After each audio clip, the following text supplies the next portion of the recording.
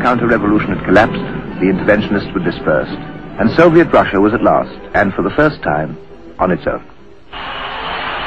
In those fantastic days of 1920, the sun seemed to have risen at last, and the millennium was at hand. The infant experiment in the Soviet principle had taken on the giants of the world and held them, and challenged them, and beaten them. Here was the apotheosis of the career of Vladimir Ilyich Ulyanov, the prophet Lenin, the student and jailbird and exile and teacher and conspirator and doctrinaire of the century's most extreme philosophy. Supreme at last. But over what? A nation torn and destroyed and almost demolished. A country reduced to scratching for existence among the debris of a fearsome and brutal war. 3 years had been lost, or stolen.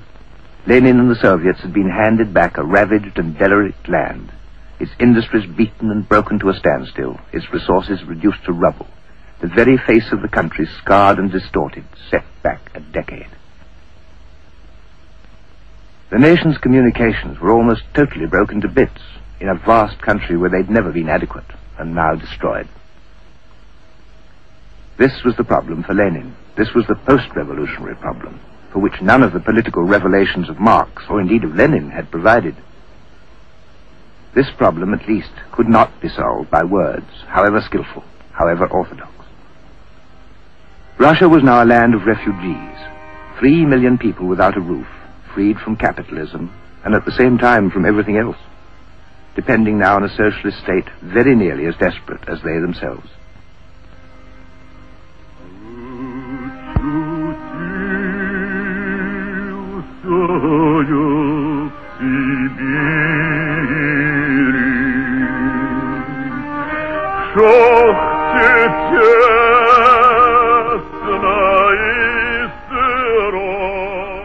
It created what almost all revolutions create, the new community of the dispossessed.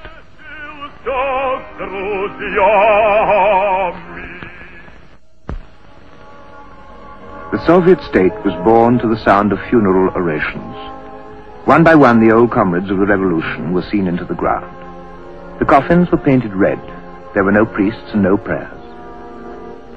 Innumerable men and women were committed to the Russian earth. Lenin buried them all. Thousands upon thousands had died at the hands of those who opposed the revolution and of those who made it. There's no birth, they say, without pain. Sometimes in those ruinous days, it must have seemed to Vladimir Ilyich that the price had been woefully high. There was, of course, a time and a place for symbolism, for the ceremonial laying of stones. Even revolutionary Russia places much value on ritual. Lenin could find time to inscribe plaques and formally consecrate them to communism. But there was so much more to be done. In the military field, said Lenin, we've won a complete victory. Now we must prepare for an even more difficult victory. The nation had virtually to be rebuilt, almost from the foundations, and almost the only machine in all the country to help was an inheritance of the war. There may have been some ironic symbolism as a byproduct, but the only thing that worked in Russia was a captured British tank. Lenin spoke endlessly throughout it all, exhorting, insisting, demanding, arguing. It may have been rhetoric. Perhaps none of the Russians had any choice. The fact is that somehow or other this terrible job was done. The broken bones of the country were knit together with nothing except hands and feet and muscles and endurance, the simple, hard technology of inexhaustible manpower.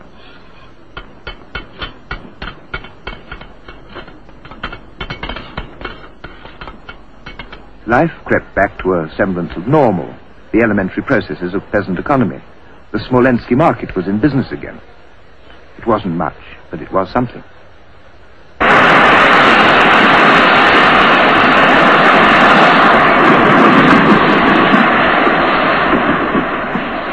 It was now the end of isolation. The first Soviet state was gradually becoming the focus of one world attitude at least. At the Congress of the Communist International in Moscow, the delegates from 39 countries debated the program by which they were to overcome the world. They and the Bolshevik pioneers, Radek, Zinoviev, Lunacharsky, Litvinov, the old guard and the new, including the American John Reed, journalist and historian of his times. Inside, they made their own history. Marx's old friend Clara Zetkin. On her right, the Japanese communist, Sen Yatayama. On her left, Zinoviev. Then Smerov, leader of the Czechs.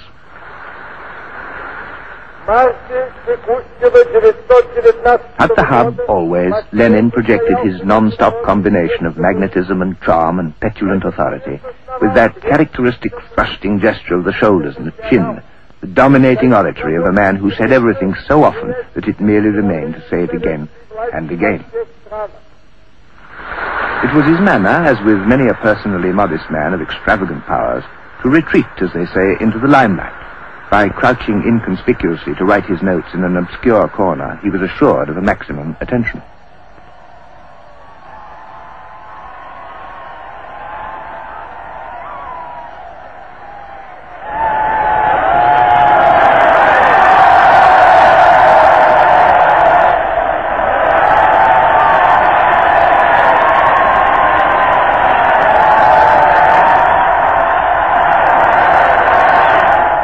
Here was the apogee of Vladimir Ilyich, the summit of his tempestuous and uncompromising career.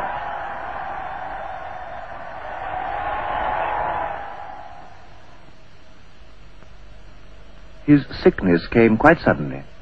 In 1922, his first stroke laid him low. He went to recover in the small estate in the village of Gorky. It was a hemorrhage of the brain, but it was not necessarily of great danger. He seemed to rally, and very soon he was talking as vigorously as ever, or nearly.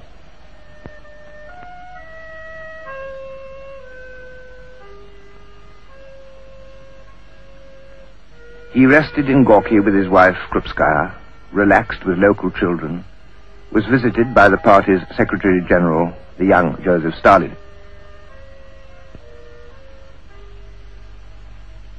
That year he seemed to recover, and hastened back to Moscow, to the Council of People's Commissars, to the Central Committee, to the Central Executive. To Lenin it was hard to accept that the business of the Soviet could continue without it. But by the end of the year, in the bitter winter, the second stroke failed him once again. And once again Krupskaya took him back to Gorky, to the snow-bound villa where, in the silence of paralysis, he was to come to an end.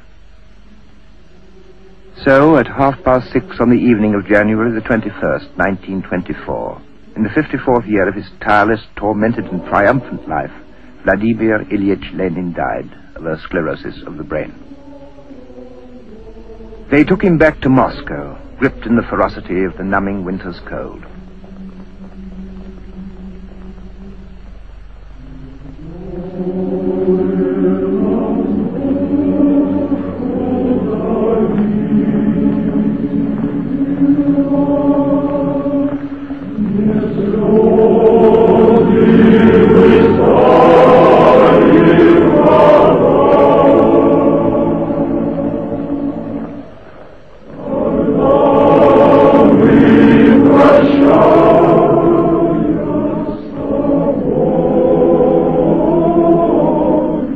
No king, no emperor, no tsar, perhaps no other human being was ever so saluted at his death.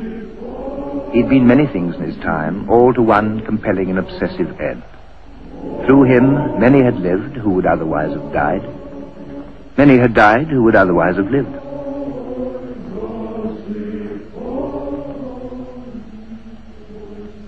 They set what was left of Lenin in the Red Square, and there, in body, he lies to this day.